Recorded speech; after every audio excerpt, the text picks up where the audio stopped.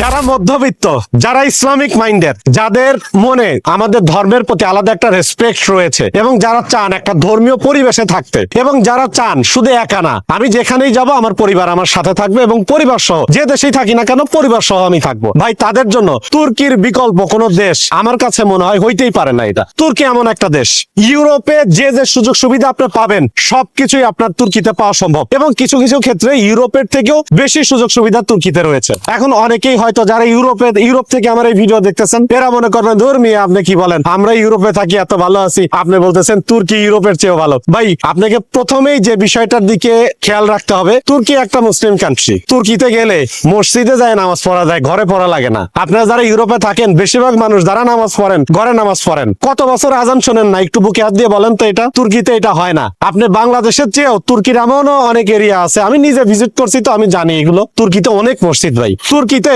হালাল খাবার সব জায়গায় হালাল খাবার, হারাম খাবার আপনি খুঁজে পাবেন না। আর ইউরোপে ধরেন আপনার হালাল খুঁজে বেড়াইতে হবে, চারদিকে যেখানে যাবেন দেখবেন যে আমাদের ধর্মে নিষিদ্ধ যেসব খাবার এইসব খাবার সব জায়গাতেই আপনার হালাল খাবার খুঁজে পাইতে অনেক বেগ পাইতে হবে, অনেক কষ্ট করতে হবে আপনার। কিন্তু তুর্কিতে এই সমস্যা নেই। এই জায়গায় তো ইউরোপের লোকজন আপনারা পিছাই গেলেন, এখানেই তো পিছাই গেলেন যে তুর্কিতে যারা থাকে যারা নামাজ পড়ুয়া তারা মসজিদে যারা নামাজ পড়তে পারে, আর তোমরা যারা ইউরোপে থাকো তাদের ঘরে নামাজ পড়তে হয়। এই জায়গায় একটা বড় একটা পার্থক্য এসে গেল। আর একটা হচ্ছে যে তুর্কিতে মানুষ কেন যাবে, ইউরোপে মানুষ কেন যায়? ইউরোপে যায় হচ্ছে যে সেখানে পরিবার নিয়ে বসবাস করবে, ছেলে মেয়ে বড় হবে, একটা কালচারের মধ্যে বড় হবে। ভাই তুর্কি এমন একটা দেশ আপনি চাইলে ওখানে অ্যারাবিকেও পড়াইতে পারবেন। মানে মিডল ইস্টে যেভাবে মানুষ অ্যারাবিকে পড়ায় অ্যারাবিকে পড়াইতে পারবেন। ইসলামিক শিক্ষা যত ধরনের আছে সব আপনার বাচ্চাদেরকে দিতে পারবেন। মানে তুর্কি কেন না, এটা একটু আমাকে একটু বুঝায় বলেন। মানে ইউরোপের বিকল্প কেন তুর্কি হবে না? তুর্কি আপনারা এখন বলবেন যে ইউরোপে গেলে পাসপোর্ট পাওয়া যায়, নাগরিকত্ব পাওয়া যায়, তুর্কিতে তো পাওয়া যায়। ইউরোপের চেয়ে আরো তাড়াতাড়ি পাওয়া সম্ভব যদি আপনি ইনভেস্ট করেন।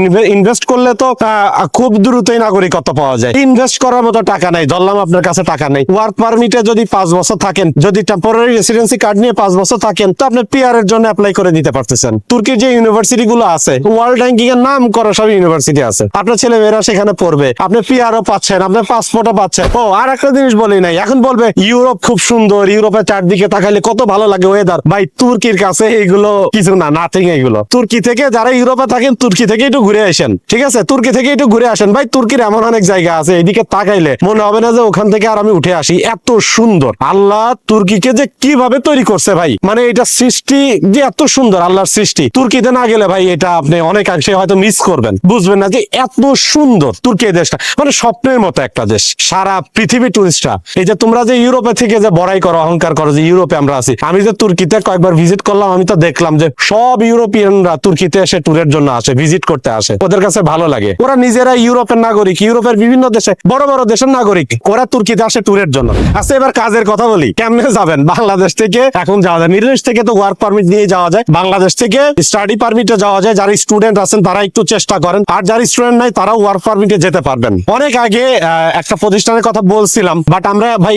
এজেন্সির নামটা খুব একটা বলতে চাই না, ঠিক আছে? আপনারা চেষ্টা করবেন যে নির্ভরযোগ্য তুর্কি নিয়ে, দেখবেন যে আমার আগে আরো অনেক ভিডিও আছে, ওইগুলো একটু দেখবেন। একটু আপনাদের কাজ দিয়ে দিলাম, ওই ভিডিওগুলো দেখলে কারা কাজ করছে তুর্কি নিয়ে আপনি জেনে যাবেন। আমার কয়েকটা ভিডিও দেখলে জেনে যাবেন। এই ভিডিওর ভিতরে আমি আর নাম বললাম না। তুর্কিতে যাইতে পারলে নিজেকে মনে করবেন যে আপনি লাইফে একটা ভালো কাজ করছেন, মানে একটা কাজের কাজ করছেন। এতটুকু শুধু বললাম। ভালো থাকবেন, আমাদের জন্য দোয়া করবেন। আসসালামু আলাইকুম।